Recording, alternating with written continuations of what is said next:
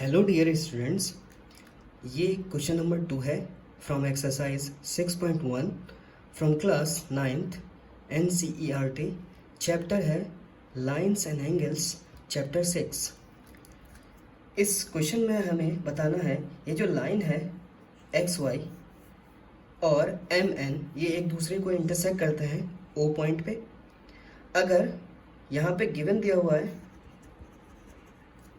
POY जो है वो 90 डिग्री है और A/B बराबर है 2:3 के।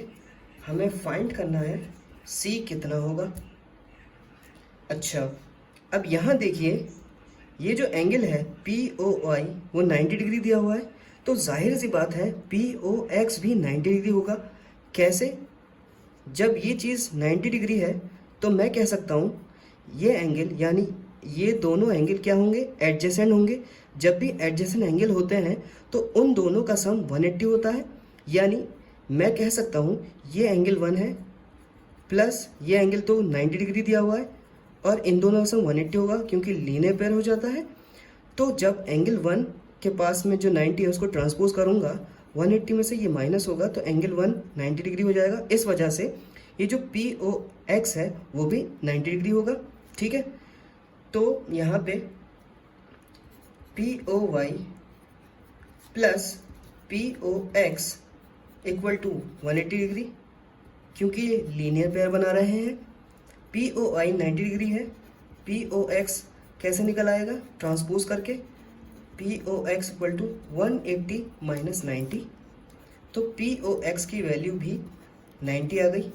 ठीक है, अब दूसरी चीज़ जो गिवन है वो है A/B 2:3 के बराबर है। जब कोई चीज़ ऐसे होती है तो A/B का मतलब क्या होता है, A/B, और 2:3 का मतलब होता है 2/3। अब यहाँ से मैं एंगल ये जो A है इसको सपोज कर सकता हूँ और B को ट्रांसपोज कर सकता हूँ ताकि मैं पूरा का पूरा इक्वेशन A के रेस्पेक्ट में बना सकूँ। तो B जो है डिवाइड में है वो मल्टीप्लाई में चला जाएगा और कुछ इस तरीके से लिखा जाएगा 2 इंटू B 2B/3। इसको इक्वेशन 1 सपोज कर लेता हूँ। अब मैं देखूँ अगर मैं ये जो एंगल B है और A है ये दोनों मिलकर POX को बना रहे हैं, तो एंगल POX जो है 90 डिग्री पहले से दिया हुआ है और ये A+B के बराबर भी है। ठीक है, तो यहाँ से मैं A की जगह पर ये चीज़ सपोज कर सकता हूँ, यानी A जो है 2B/3 यहाँ से मैंने सपोज कर लिया है, तो 2B/3 A की जगह पे लिख सकता हूँ मैं, प्लस B इक्वल टू 90। अब ऐसा करने के बाद ये क्या है, B और B ये दो लाइक टर्म्स हो गए। अब यहाँ पे क्या होगा, यहाँ पे एलसीएम ले सकता हूँ मैं 3। अब कहने की बात यह है कि जब भी एलसीएम होता है उसको डिनोमिनेटर से डिवाइड करते हैं और जो रिजल्ट आता है डिवाइड होने के बाद उसको न्यूमरेटर से मल्टीप्लाई कर देते हैं। तो वही चीज़ करूँगा, 3 को 3 से डिवाइड करा तो 1 आया और 1 जो है 2B से मल्टीप्लाई होगा, तो जाहिर सी बात है 1 से कोई भी मल्टीप्लाई होगा तो वो वही रहता है, यानी 2B इंटू 1 2B रहेगा। अब यहाँ पे बात यह है कि इसके नीचे तो कुछ भी नहीं है, जिसके नीचे कुछ नहीं होता है तो एलसीएम जो है उससे डायरेक्ट मल्टीप्लाई हो जाता है, यानी 3 जो है B से मल्टीप्लाई होकर 3B लिखा जाएगा। अब यहाँ पे क्या है, लाइक टर्म्स हो गए। लाइक टर्म्स क्या है, आपस में ऐड हो सकते हैं। अगर प्लस माइनस होते तो प्लस माइनस हो जाते, तो फिलहाल ये ऐड हो रहे हैं आपस में, तो 5B हो जाएगा 2 + 3/3 इक्वल टू 90। अब ये जो 3 है वो ट्रांसपोज होकर 90 के पास जाएगा तो ये मल्टीप्लाई हो जाएगा। 5P यानी 9×3 कितना होता है 27, तो ये 270 हो गया। अब इसको मैं ये जो 5 है B के साथ मल्टीप्लिकेशन में, जब ये ट्रांसपोजिशन में जाएगा तो ये डिवाइड हो जाएगा।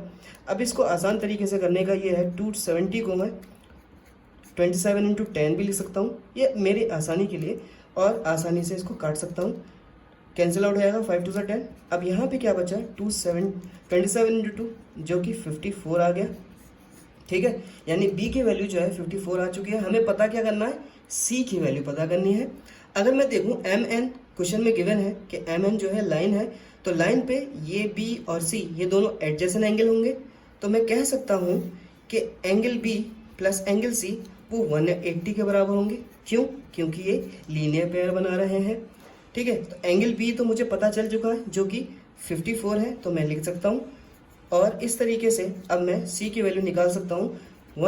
ये जो 54 है यहाँ जाकर माइनस हो जाएगा ट्रांसपोजिशन में, और यहाँ से ये माइनस होके जवाब आएगा जो कि होगा 10 - 4 6 and 126 will be the answer. ठीक है, यही हमें मालूम करना था।